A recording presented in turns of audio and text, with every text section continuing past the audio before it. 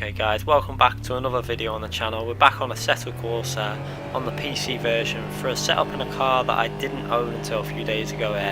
Someone asked on Twitter about a setup for this car, and it actually reminded me I haven't actually bought. At that point I hadn't purchased the Porsche Volume 1 pack yet, because I obviously already had it on the PS4. I hadn't even purchased it yet for the PC, so I bought the Volume 1 pack and went straight to the Redbull ring to get a base setup for the Club Sport GT4 Cayman.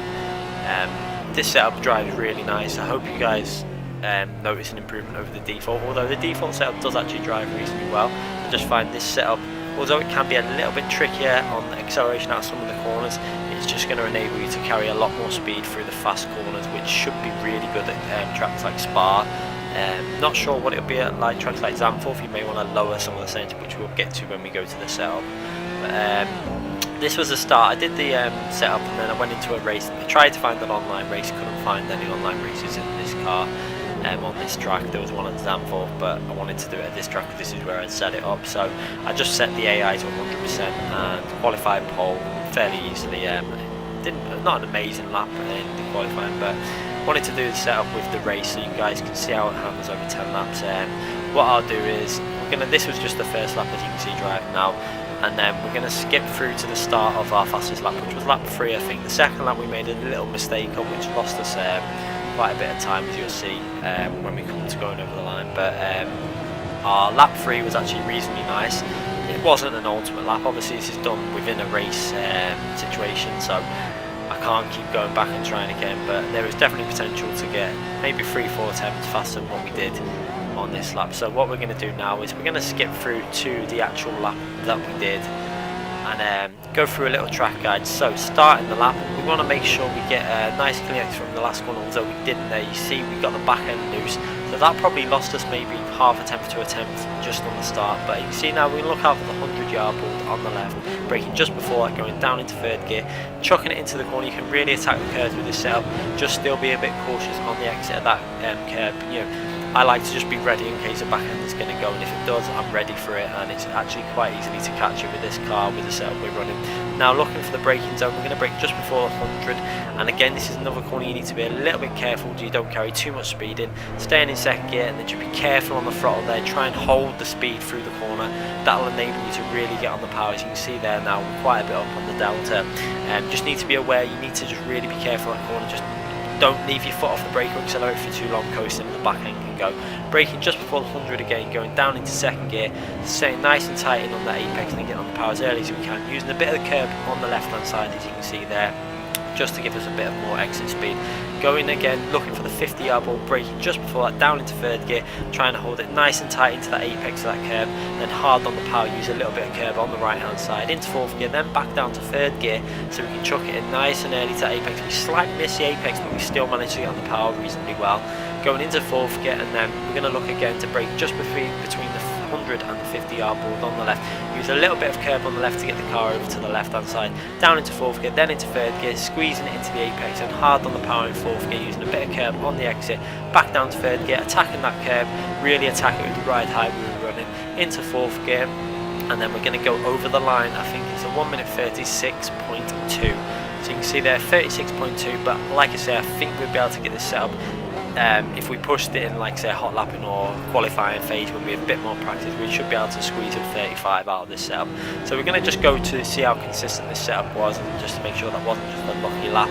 That was the best lap we did in the race, but just to show that it was reasonably consistent. Lap after that, which was lap 4, we're going over the line on a 136.5, which is another okay lap, reasonably consistent. It's just quite a hard car to keep pushing the maximum out of it, because the second corner was really a tricky corner with the way we had to set up. But I think if we would have adjusted other stuff, we would have lost too much time. We could have been hitting 137s, but as you can see with this setup, lap 5 again a 136.6, so again we're in the mid 36s. As you can see, it's really got consistency, and that's what I want from a setup that's fast and you can still hit consistent times.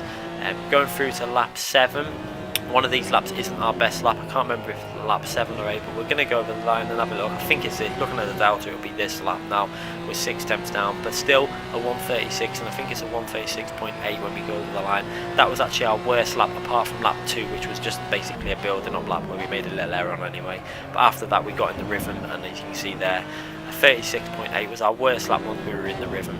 So going into the lap, this next lap now, I think this was a reasonably, is this a 36.6 going over the lap for the end of lap 7, 36.5, so not that bad at all. Going into lap 8 now, and we're going to go over the line and see what we got on lap 8.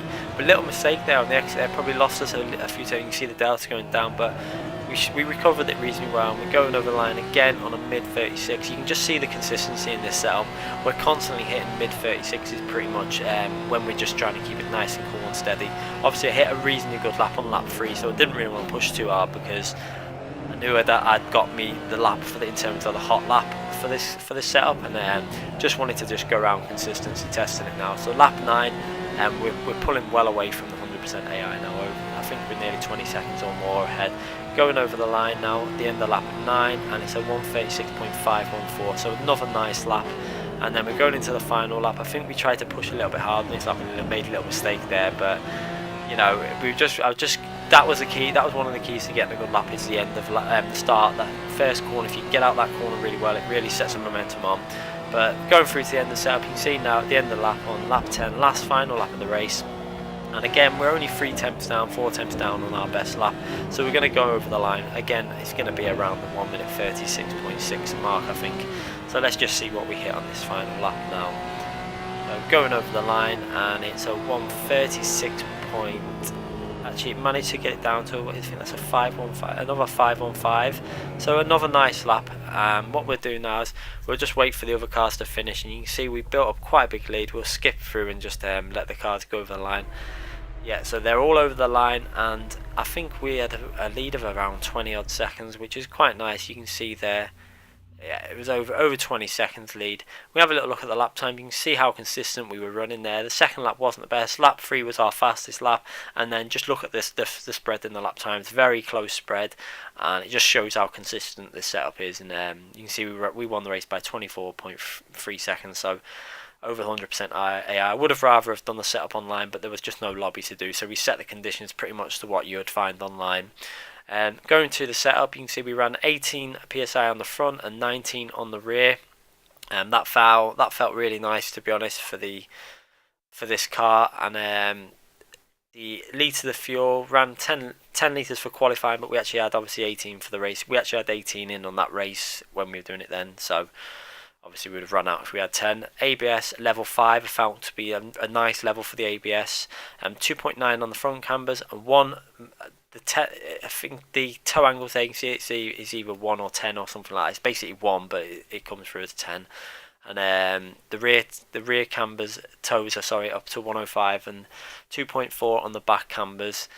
69 brake bias, anti-roll bars maximum both ends. Now, if you are struggling with the rear end, do consider lowering that down to 1. I found that running 2, although a little bit trickier to drive, was just faster through the corners. You could feel the difference in the speed it was carrying through the corners. Ride height, again, I went up to 18 on the rear and 15 on the front. If you are struggling with that back end a bit again on some of the slower corners, lower that down to maybe 16 or 15. But just be aware, it's going to possibly give you a little bit of understeer, and you will notice the loss in speed through the corners. That's where I feel I was gaining quite a lot of speed with this setup, with that ride height difference. You can really throw the car in and carry some real high speed through them. I think it's the last sector on the track where you can really carry the speed through. So what I'll do now anyway, guys, I'll leave you the replay. Just be aware, if you're going to go to tracks like Zandvoort, you will probably want to lower that rear anti-roll bar down to 1. That's my guess. I haven't tested it, but that's something you might want to consider doing. And again, the ride height, just to settle the rear end down over some of the bumps on that track. Spa, I think this setup could be okay for Spa. I'll have to give that a try and see how it runs. There's another special event with this car on Spa, which will be worth trying out. I'll leave you with this replay from the qualifying lap. I think it was only a 136.4, but it was an okay lap. You can see that little back end moment we had there. We had a bit of traffic trying to find space in qualifying, so we didn't really get an amazing lap in. Anyway guys, thanks again for watching. If you've enjoyed this setup video, make sure you click that like button. I do appreciate everyone that gives myself a like for these videos. You know, it gives me more motivation to do these videos. And make sure you subscribe if you haven't subscribed already. Thanks again for watching, guys.